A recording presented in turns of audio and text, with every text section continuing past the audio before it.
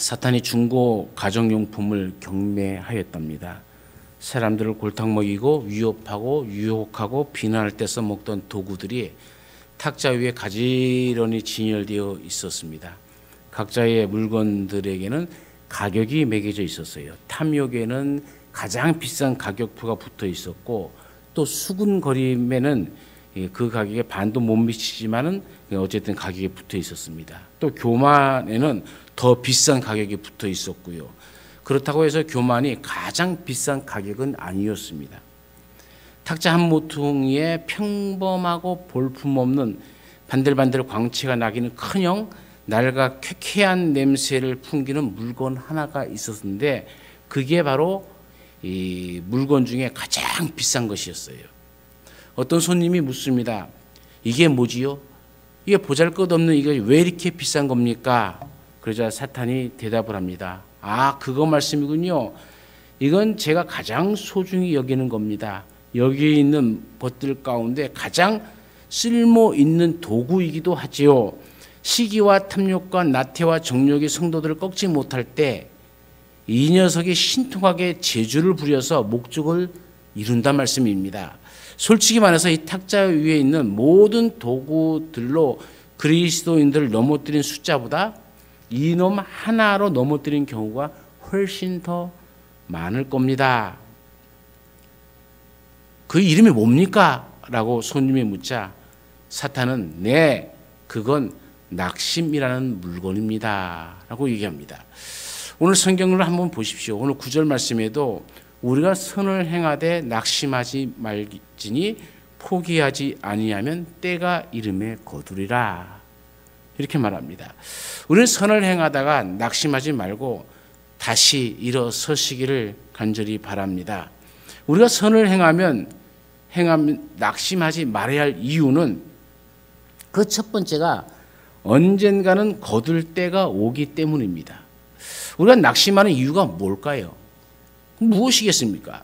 내가 원하는 때에 내가 바라는 것이 이루어지지 않기 때문이죠. 열심히 기도했는데 내가 원하는 때에 이루어지질 않아요. 예수 믿으면 가정 경제도 좋아지고 남편도 술을 끊고 가정도 행복해지고 가정 경제도 좋아질 것으로 기대를 했는데 1년을 다녀도 2년을 다녀도 아무런 변화가 없어요. 그 기도해도 별로 달라진 것이 없으면 사람들은 낙심을 하게 되어집니다. 예수 믿어도 별 수 없네. 교회 다녀봤자네. 똑같네. 그러면서 낙심하는 거죠. 그렇게도 헌신하고 또 노력했는데 사람들 별 수 없지. 사람들이 내 마음도 몰라주네. 그러면서 또 낙심을 하게 되어집니다.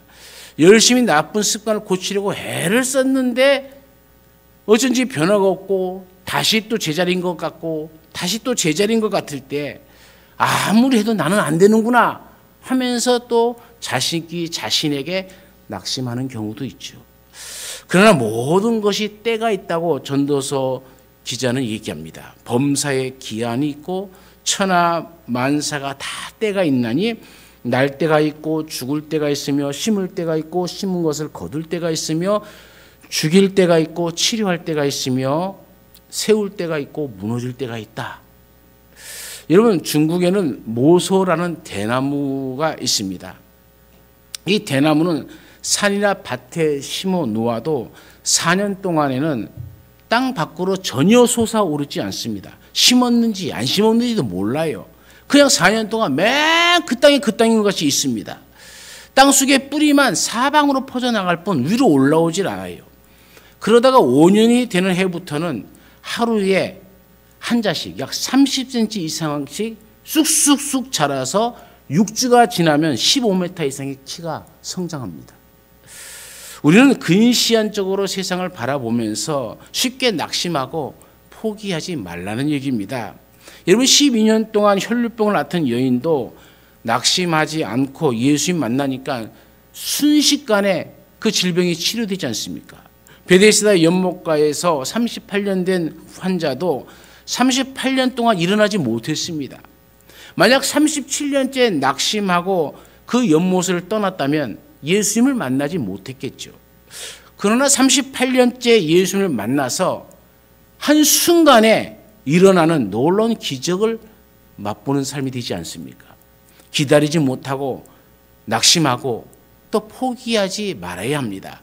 오늘 시대 대표적인 특징 중에 하나가 속도, 스피드입니다. 조급증에 걸려 있어요. 냉장고도 급속 냉각을 해야 좋은 냉장고죠. 인스턴트 음식도 몇 분 안에 다 완성되어야 합니다. 선거도 마감 시간과 동시에 발표되는 이 출구 조사를 보아야 직성이 풀리고, 엘리베이터를 타자마자 2, 3초를 참지 못해서 닫힌 버튼을 꾹꾹꾹 누르죠. 아, 왜 이렇게 빨리 안 닫히는 거야 하면서. 아니, 여러분이 그렇다는 것이 아니라 제가 그렇다고요. 참 급해요. 웹페이지가 로딩되는 1초, 2초를 기다리지 못하고 뒤로 버튼을 클릭했다가 했다가 온갖 짓도 다 해봅니다. 모든 것이 빨리빨리 고속화되어야 됩니다. 즉석화되어 버려야 돼요.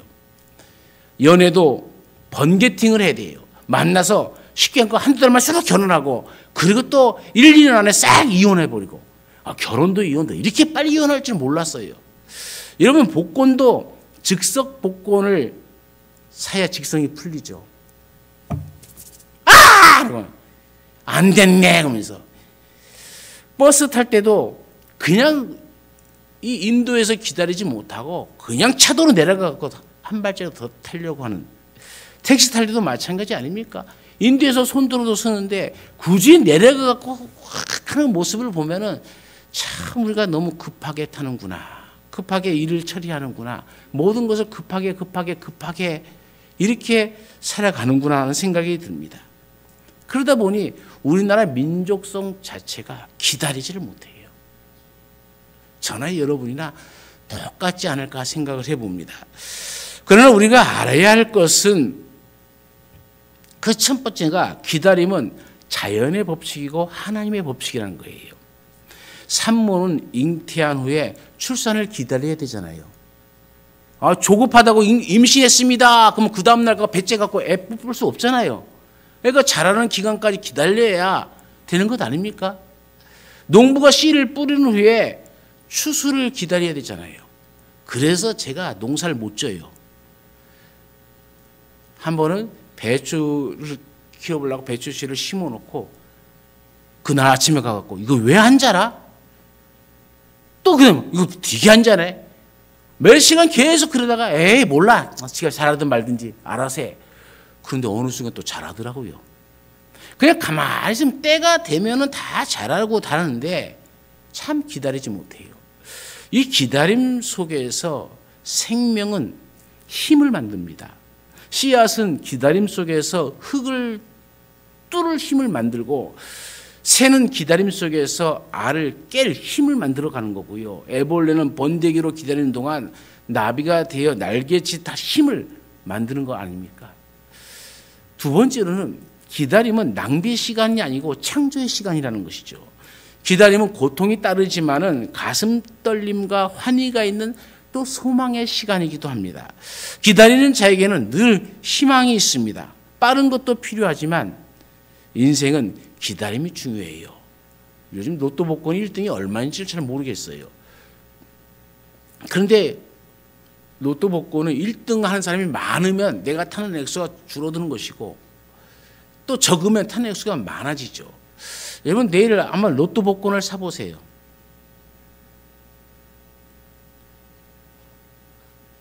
혹시 알아요? 몇십억 될지? 근데 그것을 한번 딱 사가 놓고요, 일주일을 기다려 보세요. 그럼 일주일 동안 뭐가 생기냐면 소망이 생겨요. 야, 될 수도 있지 않을까? 이거 가능하지 않을까? 야, 되면 뭘 하지? 일주일이 행복해요.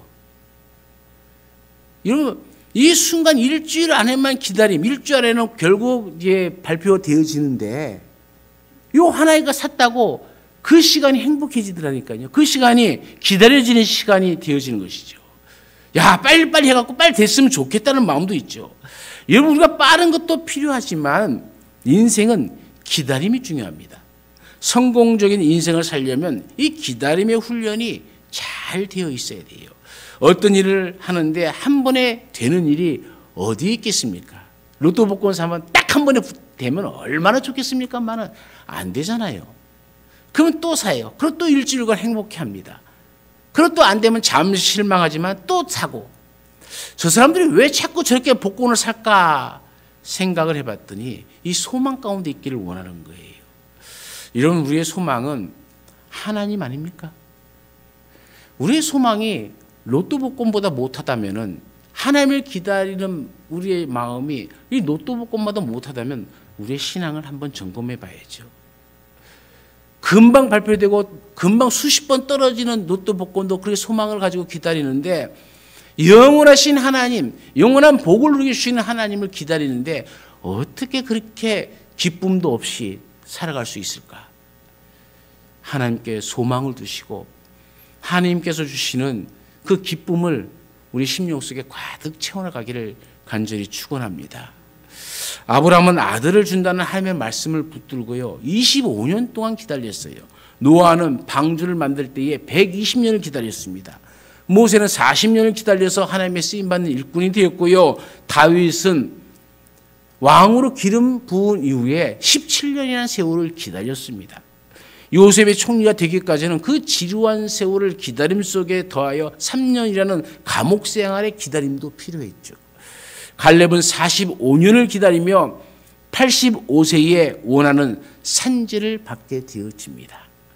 기다리심으로 우리도 복받는 인생이 되어지길 간절히 축원합니다. 세 번째는 반드시 내 때가 아니라 하나님의 때가 있다는 것을 아셔야 됩니다. 인물이 되려면 인생의 밑바닥을 통과하면서 기다림의 훈련이 필요해요. 이 기다림은 존재를 구성하는 필수적 요소이고 성장과 훈련을 위한 필수적인 요소입니다. 기다림 없이 아이가 태어날 수 없고요, 연을 날리는 사람도 연을 다 만들어 놓고 바람이 일기를 기다립니다. 사랑하는 사람과 함께 행복한 사람은 시계를 보지 않는다라는 말이 있어요. 우리가 행복하게 살아가면, 그리스도 예수 안에서 예수 주시는 행복을 누리며 살아가는 사람들은요, 시계를 보지 않아요. 그러나 종말의 때가 있음을 확실히 알고 하나님께서 주신 오늘을 행복하게 살 수가 있습니다. 이런 꼭 행복한 인생이 되시기를 간절히 축원합니다. 네 번째로는 모든 것은 하나님의 시간표대로 가는 겁니다. 지루한 기다림 속에서 제대로 훈련받아야 축복의 그릇이 될 수 있는 것이죠. 시간을 앞당기기 위해서 우리가 할 수 있는 일은 아무것도 없습니다. 하나님께서 원하는 가장 좋은 시간에 상황이 바뀌어집니다. 여러분, 하박국 2장 3절에는 뭐라고 얘기합니까? 이 묵시는 정한 때가 있나니 그 종말이 속히 이르겠고 결코 거짓되지 아니하리라. 비록 더딜지라도 기다리라. 지체되지 되지 않고 정령 응하리라. 하박국 선지의 선언처럼 정령 응할 때가 오는 것이죠. 17년을 기다림의 이 훈련을 받은 다윗은 시편 31절 15절에서 내 시대가 주의 손에 있사오니라고 고백을 합니다. 사울이 죽은 후에도 예루살렘에서 왕이 됐지만 이스라엘 전체의 왕이 되지 못하고 7년 동안 왕위에 오르지 않고 기다렸습니다. 기다리지 못하고 낙심하며 그릇된 길로 간 아브람처럼 이스마엘을 낳고 어려움을 겪어서는 안 되지 않습니까? 다윗은 자신의 인생길 앞에서 우리에게 말을 이렇게 들려줍니다. 여호와 앞에 잠잠하고 참아 기다리라. 자기 길이 형통하며 악한 꾀를 이루는 자를 인하여 불평하여 말지어다. 예레미야는 뭐라고 얘기합니까? 무릇 기다리는 자에게나 구하는 영혼에게 여호와께서 선을 베푸시는도다. 선한 일을 하다 낙심하고 포기하지 말아야 됩니다. 다시 일어나 기다리면 하나님이 선을 베풀어 주시고 형통의 길이 열릴 때가 옵니다. 어느 날인가 웃음의 날이 오고 인생 역전의 날이 옵니다. 고난을 통해 복을 주시는 하나님께서 지루한 인생의 이 밑에서 훈련을 통해서, 이 기다림의 훈련을 통해서 우리에게 더 큰 은혜를, 더 큰 복을 주신다는 것을 믿으시길 바랍니다. 욥이 뭐라고 얘기합니까? 내가 가는 길을 그가 아신다 그러잖아요. 하나님이 아십니다. 그러면서 뭐라고 얘기합니까? 그가 나를 단련하신 후에는 내가 순금같이 나오리라. 우리 모두가 이 기다림의 훈련을 잘 받아서 하나님이 베푸신 그 은혜와 복을 받으셔서 여러분의 인생이, 우리의 인생이 순금 같은 인생이 되시기를 간절히 축원합니다. 두 번째로는 하나님이 모든 것을 아시기 때문입니다. 오늘 7절 말씀에 스스로 속이지 말라. 하나님은 업신여김을 받지 아니하시나니 사람이 무엇으로 심든지 그대로 거두리라 라고 얘기합니다. 우리가 신앙생활하면서 왜 낙심합니까? 하나님이 내 사정, 내 형편을, 내 일을 알아주지 않는다고 생각하니까 낙심하는 겁니다. 하나님이 살아계시면 왜 이런 일이 일어나느냐라는 그런 마음을 갖기 때문이죠. 하나님이 나를 사랑하시면 왜 이런 고난과 고통에 나를 방치할 수 있겠느냐? 이렇게 생각한다는 것이죠. 그러면서 나는 하나님께 속았다. 이렇게 생각하니까 금방 따라오는 것이 낙심이죠. 그러나 하나님은 우리의 사정, 우리의 형편, 우리의 헌신, 우리의 무능력, 우리의 눈물, 우리의 기도를 다 알고 계십니다. 속으며 조롱받으시는 하나님이 아니십니다. 시편 42편은 1절부터 11절까지 있어요. 우리가 잘 아는 사슴이 시냇물을 찾기에 갈급한 같이 내 영혼이 주를 찾기에 갈급하나이다 라고 시작하는 시편입니다. 다윗이 압살롬의 반란으로 도망 나왔을 때에 쓴 시편입니다. 아들의 반역으로 왕궁에서 쫓겨난 다윗이 얼마나 낙심되었겠습니까? 그런데 그래서 5절, 6절, 11절에 보면은 내가 어찌하여 낙심하며 또 내 영혼이 그 내 속에서 낙심이 되므로 내가 또 어찌하여 낙심하며 이런 말이 계속 반복되고 있습니다. 우리가 병균에 감염되면 사람의 몸이 풀이 죽죠. 힘이 쭉 빠진다는 얘기예요. 누워 꼼짝하지 못하게 되어진 것처럼 낙심의 마음이 감염되면 소망을 잃어버립니다. 이 시편 기자 다윗은 왜 낙심합니까? 자신의 마음대로 되지 않으니까 낙심되어지는 겁니다. 그래서 5절, 9절, 11절에 어찌하여 라는 질문을 계속 반복하고 있습니다. 일이 안 된 이유를 모를 때 우리는 낙심하게 되어집니다.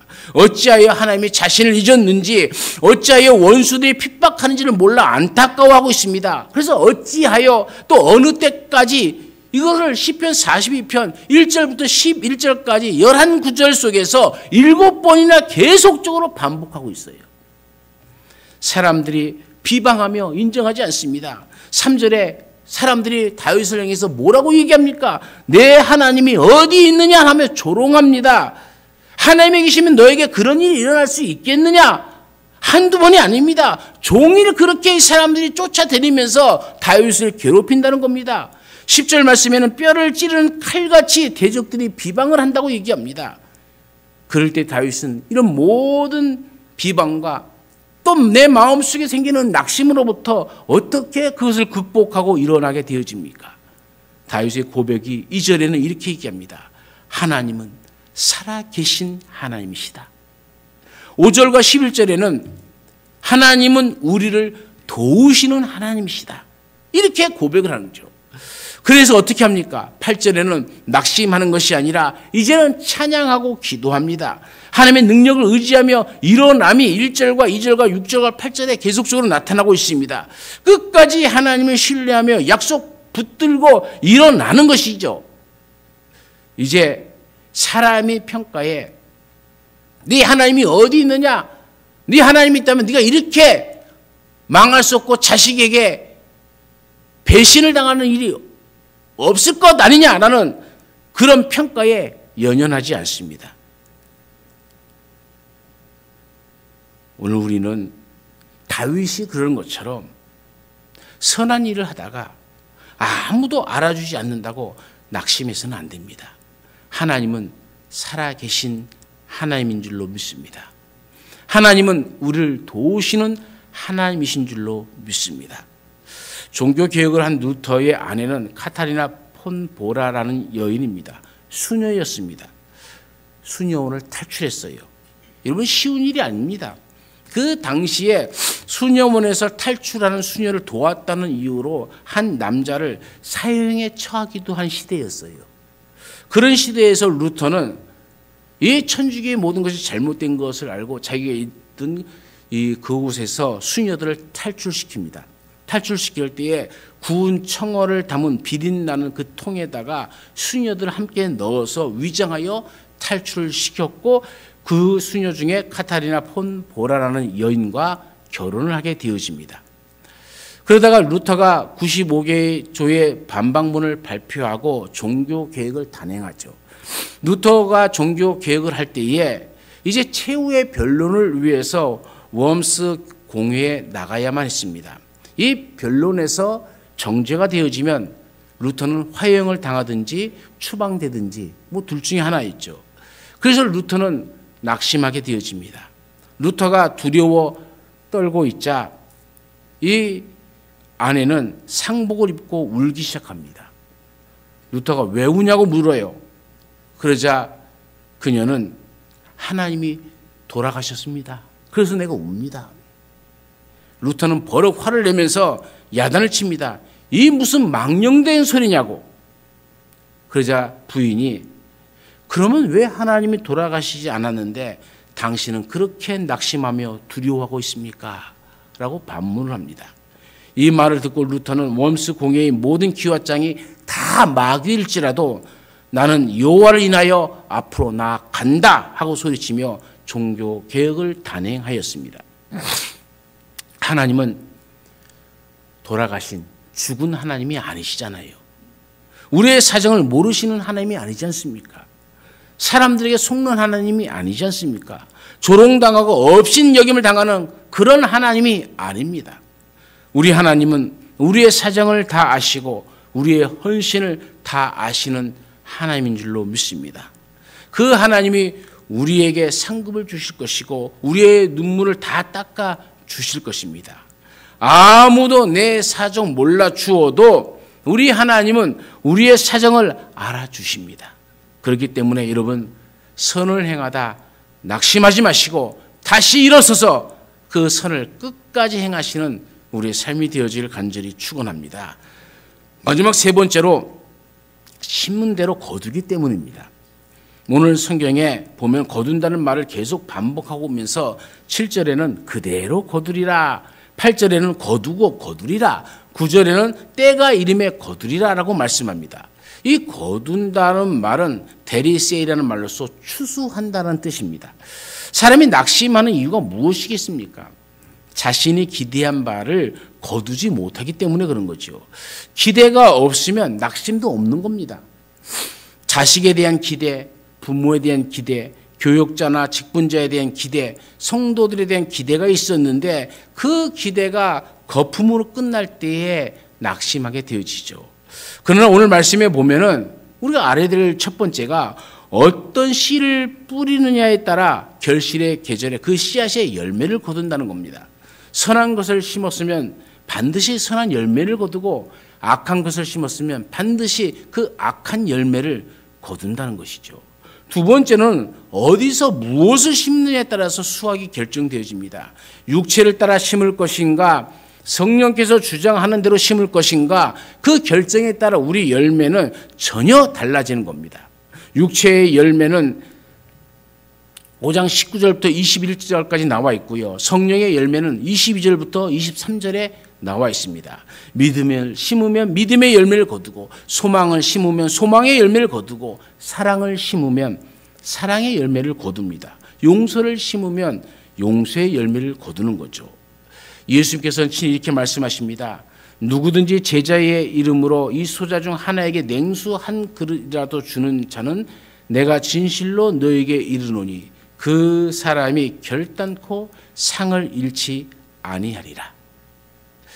아무도 나에게 갚아줄 수 없는 그런 냉수와 한 그릇의 선한 일을 했다 할지라도 아무것도 아닙니다 라고 얘기한다 할지라도 우리 주님은 그것을 선한 일로 기억해 주신다는 겁니다. 그리고 우리에게 그 상을 잃지 않도록 반드시 갚아 주신다는 것이죠. 그러니 어떻게 하라는 겁니까? 그 세 번째가 6절에 가르치는 자에게 선한 일을 하라는 것이죠.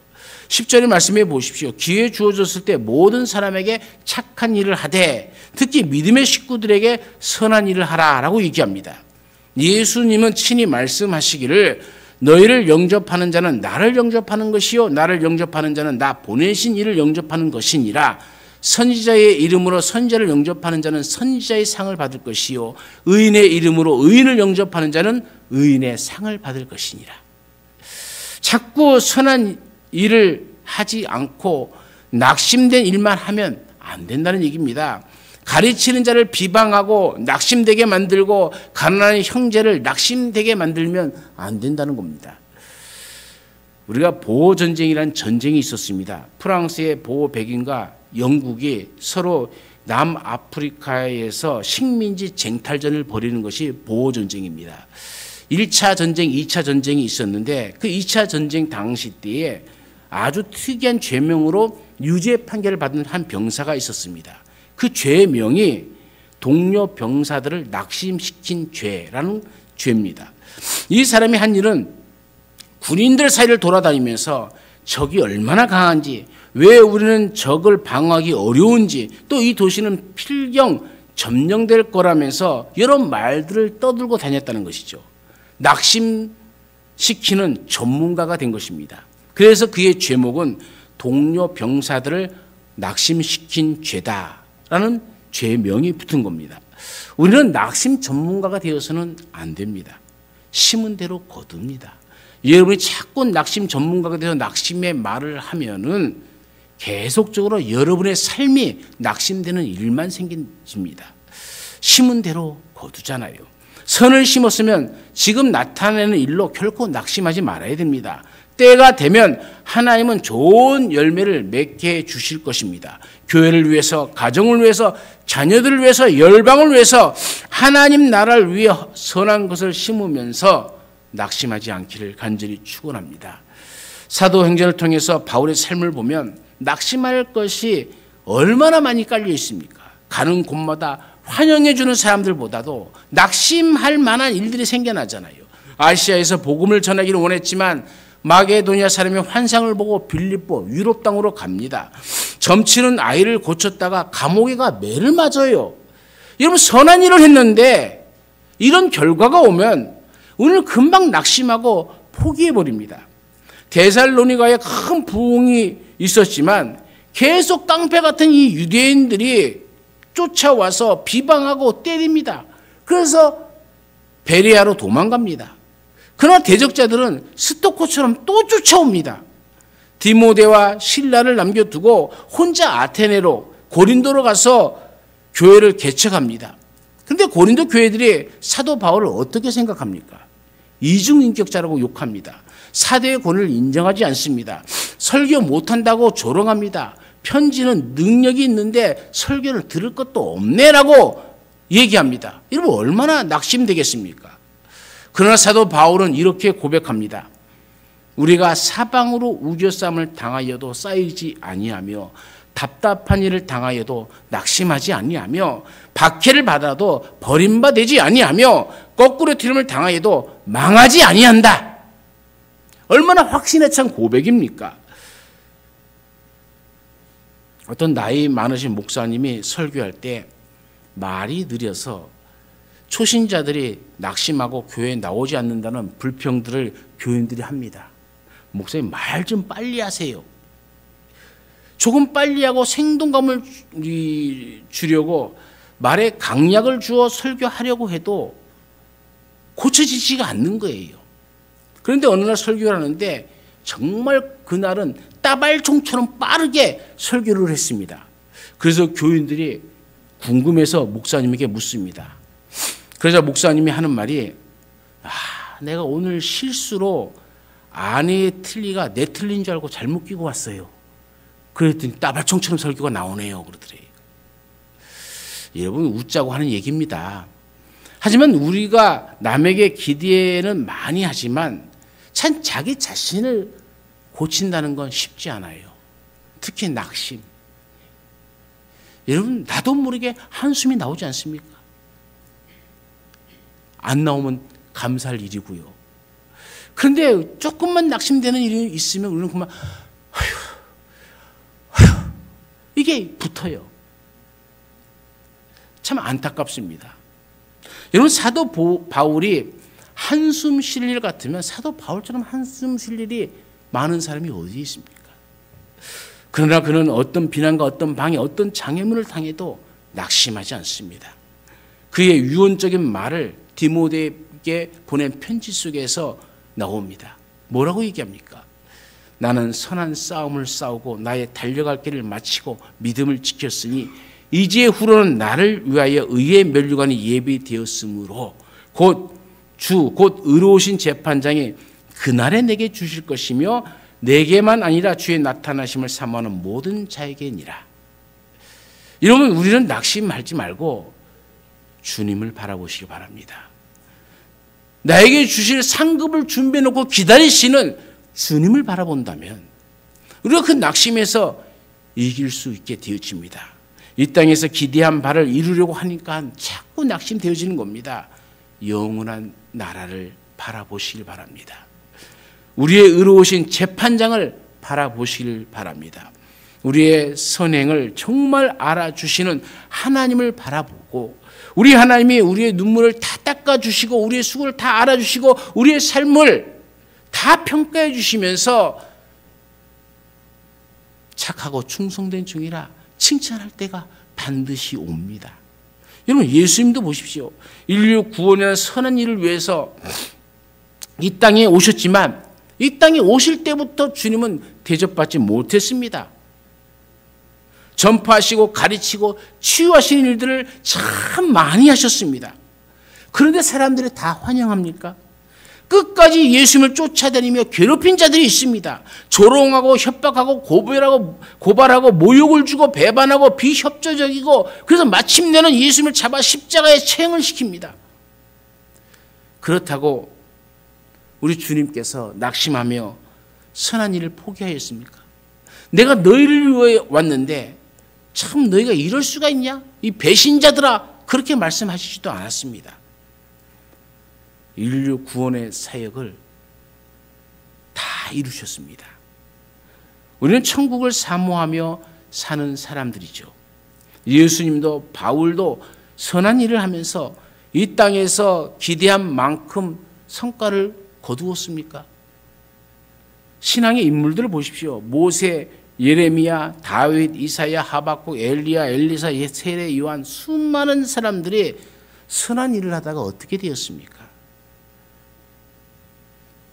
낙심할 일이 얼마나 많았습니까? 그러나 그들은 낙심하고 사명을 접어버리는 그런 인생을 살지 않았습니다. 다시 일어나고 또다시 일어나 마침내 하나님이 주신 사명을 이 땅에 사는 날 동안에 이루면서 살아갔습니다. 우리는 선한 일을 하면서 결코 낙심하지 말아야 됩니다. 우리 가. 여러분 9절 말씀을 보십시오. 성경은 펴놨죠? 9절 말씀 보십시오. 거기에 뭐라고 나옵니까? 우리 가. 여기에 우리 가에 자기 이름을 넣어보세요. 한번 그래서 9절을 같이 읽어보겠습니다. 정한이가 선을 행하되 낙심하지 말지니 포기하지 않으면 때가 이름에 거두리라. 다 같이 통성으로 기도하십시다. 말씀을 생각하시면서 기도하십시다. 지금까지 조국병에 걸려서 의심하고 믿지 못하고 그래서 자꾸 낙심하는 내 모습은 아니었습니까? 그리고 하나님의 선하신 뜻이 이제는 분명히 있고 하나님의 때가 이름에 거두리라는 말씀을 다시 붙잡습니다. 주님 오실 때까지 선한 일을 위해 힘쓰는 자가 되기를, 감사의 시, 믿음의 시, 좋은 시를 부르며 살기를, 가르치는 분들과 또 믿는 자들과 함께 좋은 것을 나누며 살기를 우리 다 같이 통성으로 기도합니다.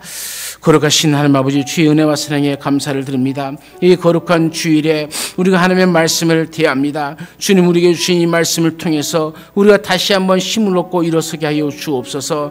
조급병에 걸려서 빨리가 아버지, 그러다 보면 우리가 쉽게 낙심하기가 쉽습니다. 내 마음대로 내 생각대로 되지 않기 때문입니다. 모든 범사는 때가 있음을 성경은 이미 말씀을 해 주었습니다. 하나님의 때가 이르면 거둘 것이 것이라고 말씀하여 주셨습니다. 이제 우리는 하나님의 선하신 뜻을 분명히 알고 우리가 당하는 이 고난과 또 우리의 상황과 또 우리의 형편을 주께서 다 아십니다. 그리고 이제 우리가 낙심이 아니라 그것을 기다리면서 하나님 안에 소망을 두며 살아가는 우리의 삶이 되게 하여 주옵소서. 주님 오실 때까지 선한 일에 더욱 힘쓰는 자들이 되게 하여 주옵시고 우리의 입술의 말이 낙심의 말이 아니라 감사의 말, 믿음의 말, 좋은 씨앗들을 뿌려서 좋은 열매를 거두는 우리의 인생이 되게 하여 주옵소서. 가르치는 분들과 또 믿음을 같이 나누는 우리의 믿음의 형제 자매들과 함께 아버지 우리가 좋은 것을 나누며 주님을 기다리며 그 소망 가운데 살아가서 우리가 하나님의 은혜 속에 아버지 그 주시는 감사와 기쁨이 늘 우리의 심령 속에 풍성함을 얻게 하여 주옵소서.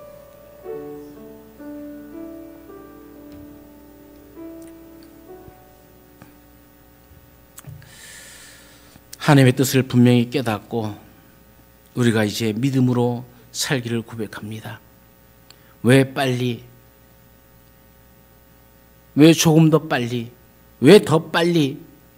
라는 그 말을 접고 이루어지지 않음에 하나님의 뜻이 분명히 있음을 믿고 우리가 더욱 기도하며 하나님의 선하신 뜻이 이루어질 때까지 우리가 주 안에서 더욱더 선한 일에 힘쓰는 자들이 또 감사의 씨, 믿음의 씨, 좋은 씨앗을 뿌려서 우리의 삶에 좋은 열매들을 거두는 우리의 인생이 또 가르치는 분들과 또 믿음의 형제 자매들과 이 좋은 것들을 서로 나누며 우리의 삶을 통하여 하나님의 영광이 나타나게 하여 주옵소서. 언제나 우리와 함께 하시는 예수님의 이름으로 기도드리옵나이다. 아멘.